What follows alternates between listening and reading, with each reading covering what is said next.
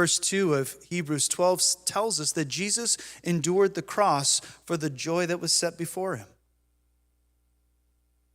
He went through all of those terrible things for the joy that was before him. The end result was to seek and to save that which was lost, and the joy set before him was to see his creation reconciled to himself. He endured the suffering of the cross. He endured the shame. All for what would come from his obedience to the Father and the purpose for which he must endure. We're not here today unless Jesus endured the cross. You and me have restored relationships with God because of what Jesus endured.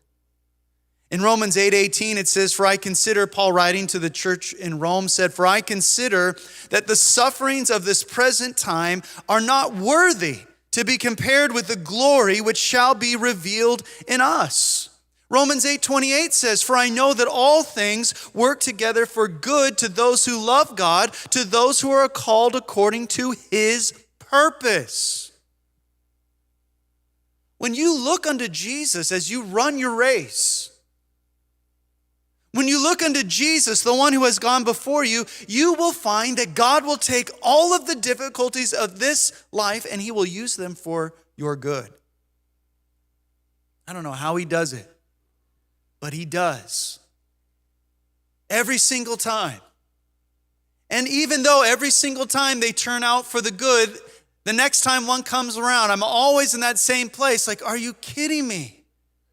Not again. Well, I don't know how this one's going to work out. And the Lord always works it out for our good because he promised that it would.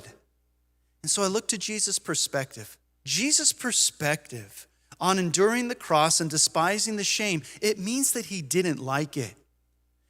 Cursed was anyone hung from a tree. It was shameful the things that they did to Jesus, but he was obedient to the point of death on the cross, and what great joy came from that terrible event. The church for thousands of years now has been blessed because of it, and those in righteous faith that have gone before us as well.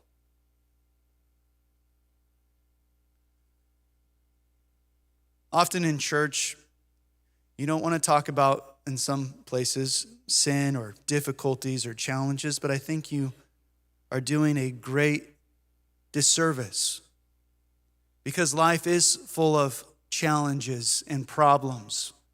Life is full of mistakes and we do sin.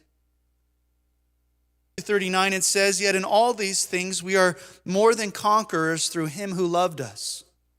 For I'm persuaded